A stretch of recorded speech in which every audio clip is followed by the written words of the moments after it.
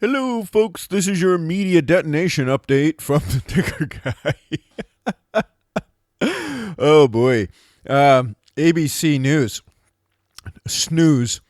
Fake news propaganda department door number one got caught using video from the Knob Creek night machine gun shoot, claiming it was from Syria and Turkey going into Syria and blowing things up.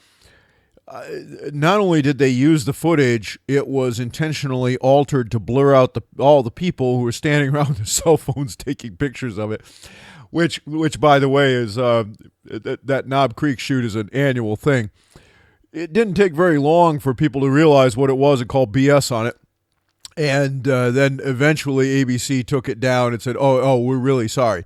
Well, there's a problem with this. It wasn't a mistake because they allegedly had a so-called reporter who allegedly was on the ground that said that they witnessed this.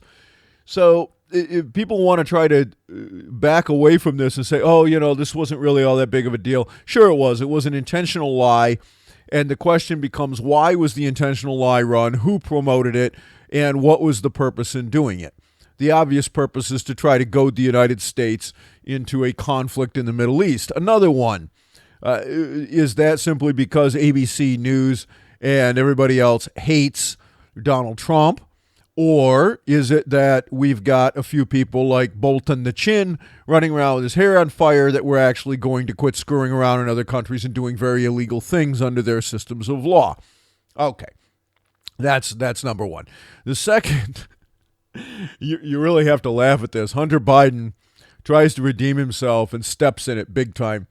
Admits in an interview on camera that he probably wouldn't have gotten his directorships and other jobs if it wasn't for his father. If his last name wasn't Biden. Well, folks, yeah. Now, this is probably not illegal, which shouldn't shock you, I suppose. Maybe it should be, but I doubt that it is. However, it does point out something that nobody has wanted to go after within our government or within the media for a very long time, which is that our government is for sale. In other words, it's not Biden that's breaking the law, Hunter anyway. It would be his father who'd be breaking the law. Oh, by the way, if you think this is just about Burisma and some Chinese private equity company, oh, no, it's not. There's a report out that Hunter Biden was doing consulting work for NBNA while Joe Biden was a senator. And this is important because this was during the time that Joe Biden was championing through a bill that later became law that screws Americans. How does it screw Americans? It tightened up credit card bankruptcy write-offs. And folks, what is NBNA? Okay, come on now. I mean, there is a degree of hosing here that has gone on for a long period of time. This is what people really ought to be thinking about with this whole administrative state and swamp thing, right? It's not. Listen, nepotism is nothing new. Getting a job because you're related to somebody. Hell, take a look at Streets and Sand in Chicago. This stuff within the aldermanic system is going on forever. Even though in some cases there is criminality there because people are being promoted and put in even though there's a formal process and they don't meet the requirements. But in the case of Hunter, there's probably not a violation of law there, at least for Hunter. Maybe there is for in terms of the influence peddling to the extent that it was going on. That's not the problem. The problem is political. And I don't understand why we have people who are still able to, with a straight face, run for political office when this kind of stuff is going on, has been exposed. And it's everywhere. I don't, if we're going to ever do anything about this country, this crap needs to stop. Now tell me who is, by the way, is in the pharmaceutical and the medical business, because we've got all this crap going on too. Speaking of which, interesting story out. And I think this is quite interesting, actually, because we have some additional coverage from MSN this time about the health scam where we've got hospitals who quoting people over $30,000 for a surgery, for hernia surgery. He goes over to the surgery center of Oklahoma and has it done for $3,000. You know, there's an awful lot of people that have said they've taken a look at the champion piece that I have been out there trumpeting about health reform now for the last several years, have said, oh, no, you wouldn't actually manage to cut healthcare expenses by 80% if you mandated these things. If you just enforced antitrust law and brought competition into the game and forced transparency. In other words, you have to quote a price, you have to honor that price, you can't charge people for the consequences of your own malfeasance or your own stupidity. And we get rid of all this BS with Medicare and Medicaid. But what we do is you have to publish these prices, and if you cannot pay for whatever reason, it becomes a tax lien is paid by the federal government.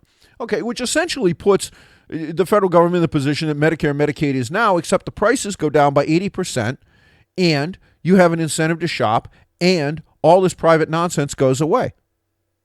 Well, gee, nobody wants to touch it on either side of the aisle. And yet 2024, folks, I remind you, just in a little while here, we're going to get the monthly Treasury statement for September, which is the last month of the fiscal year.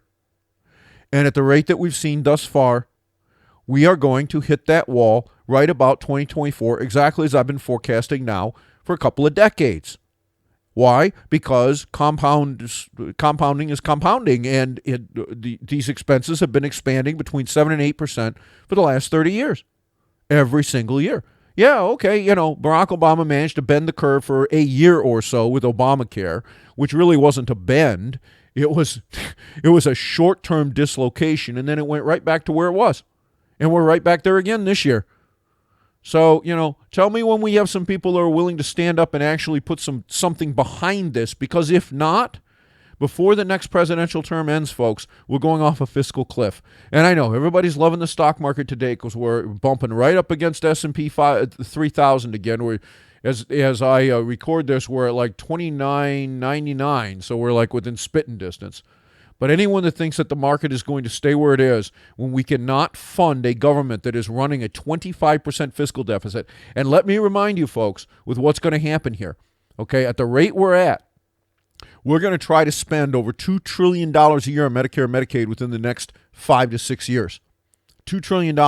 Now we take in about $3 trillion in taxes every year. So you add on to that the 700 and some odd billion that we have for defense and the interest payments on the debt, and we're done. We're out of money. That's it. We don't have any more. We can't pay the Social Security checks. We can't pay for education. We can't pay for anything else.